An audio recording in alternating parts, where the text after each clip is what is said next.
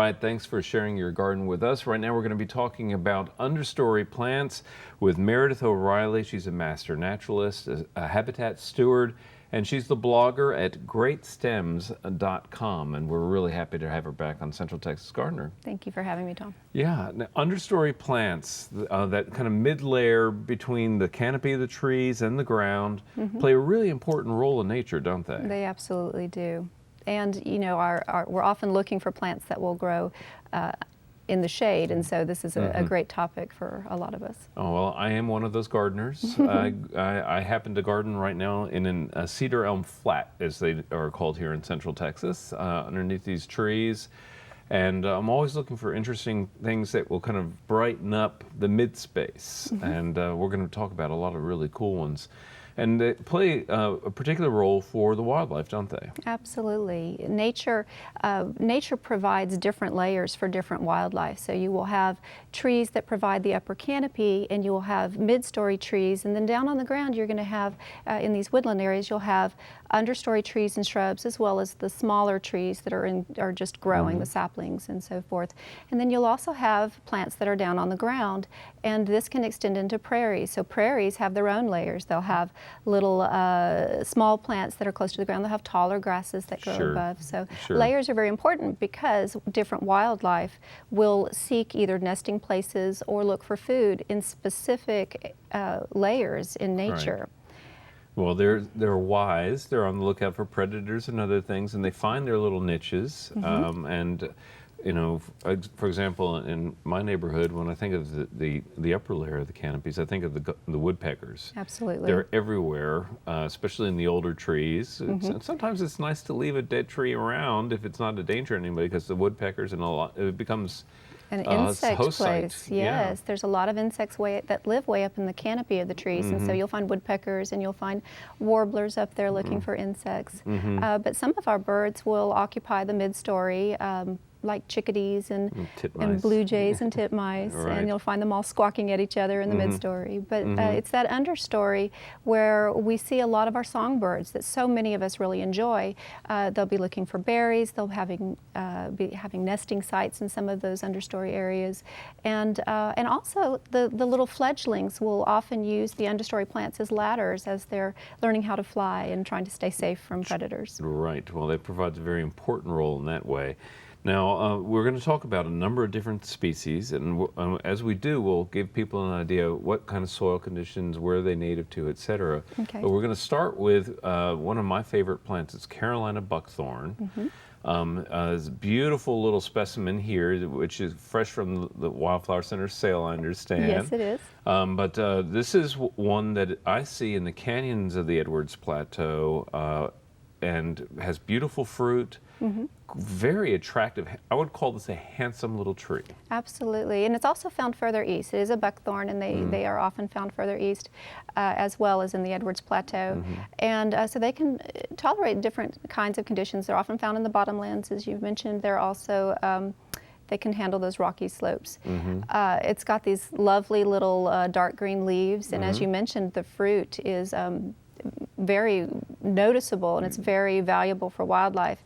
It starts out red and it becomes this very dark berry when it's ripe. Right, you know, purple-black color. And, yes. And again, if you plant this tree in kind of an open canopy area where the rest of the canopy is very high, it will form such a beautiful little pyramidal plant. It is. It's kind of, it becomes airy. The more sun it gets, the more bushier it gets, and it kind of takes away from that special nature of Carolina buckthorn that I really enjoy. I love the way it looks in the woodland area. I would just say as a note, I think it really is picky about soil. It can be. Yeah, I think it really wants well drained is a critical thing for the soil.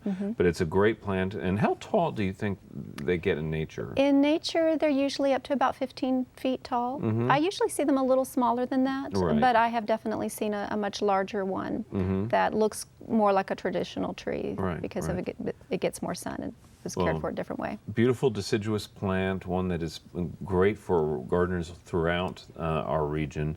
The next one we're going to talk about is spicebush. Oh, yes. And this is another one that when I think of it in association with the Edwards Plateau canyons, in the bottoms of the canyons. It's often found, well, it's definitely an eastern plant as well. So if you live further east, you're going to see a lot more spicebush. It's often found in riparian areas. So if you have a little bit of more moisture in your yard, it will appreciate it. It still wants to be well drained, but it just wants that regular rainfall or regular water. But if you have the right setting for it, it is a wonderful plant for wildlife. It's fantastic because it has drupes that are just very high in nutrition for our wildlife, and it has a lot of fat content in the fruit, and it's also a caterpillar host plant for one of the most interesting caterpillars and butterflies out there, the Spicebush swallowtail. Oh yes, right. Well, Spicebush swallowtail is got a nice, well-developed palate because the plant actually has a very pungent, spicy That's quality right. to it. That's a lot of fun just to rub on your hands. You can crush those leaves and get that Yes. spice, but also the seeds have a bit of spice too, and you can even use it in cooking a little bit. Interesting. Cool. Yeah, but the caterpillar is pretty interesting because it's got some interesting camouflage. When it's really little, it starts out looking like bird droppings. And when it gets bigger, Yes, I've it heard actually this, yes. becomes kind of a green color. And then when it's close to forming its chrysalis, it'll be a little bit more orange or yellow. But it will have these large markings on it that look like snake eyes. So it becomes a looks little like a bit safer predator. that way because birds might think of it as a snake. All right. Well, the next plant on our list is red buckeye, and this is one that does a disappearing act in central Texas. In midsummer, you can't even see the plants; they go dormant. It drops its leaves in summer, which is a very interesting way that it handles the Texas weather. Yes, see you later, right? But the blooms are spectacular. One of the loveliest flowers on a tree in Texas, I think. Red, bell-shaped, tubular flowers that hummingbirds absolutely adore, and bees love them too. It will bloom earlier in the springtime, and it really is a lovely, lovely tree or shrub, depending on how you grow. I would say plant this one in with a bunch of other things, so then when it blooms, the color pops out, and then the sticks will just disappear in the background during the summertime. So, red buckeye is a great one for a wide range of areas, but here in Central Texas, it's got that summertime habit. It's a little more on the east side, but there's a yellow variety that's endemic to the Edwards Plateau. So if you like both yellow, beautiful, it would be an option. The Goldenball leadtree, and this is a really special little flower on this plant. So like a little yellow pom-pom on the Goldenball leadtree, yes. You know, what kind of conditions does it like? Well, it likes it can tolerate a range of soils as well. I see it mostly in the Edwards Plateau, more on the west side, so a little bit more of that rocky, limestone-y soil with clay. But it is a fun plant because it's taller and airier, and so it can provide a little shade to plants that are underneath it if it gets more sun, or if it's in the understory, getting it some patches of sun so that it can get some more blooms. But those blooms are just a delight. Little yellow pom-poms, and the bees and the butterflies go crazy for them. Well, beautiful plants, very showy. You can really see those flowers from a long distance off. I really love Goldenball leadtree.